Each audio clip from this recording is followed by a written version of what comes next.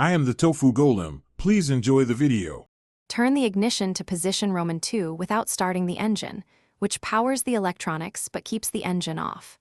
Confirm the oil change is complete and the oil level is between MIN and MAX on the dipstick or electronic gauge, and remove any warning stickers.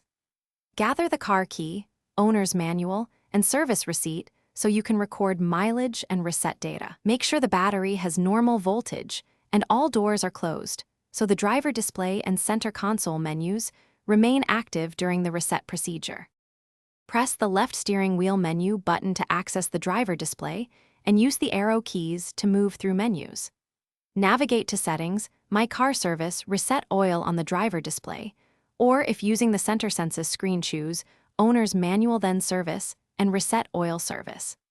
Select Reset or Confirm when prompted and press and hold OK for 10 seconds to confirm the oil reset. You will see a progress bar or message indicating the reset is in process, and then a confirmation that the service interval was updated.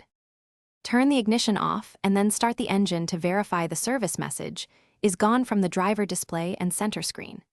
Confirm the service interval reads 0 or shows the next due mileage like 10,000 miles or the manufacturer interval in months, and check that the oil life percentage or reset indicator shows full or 100%.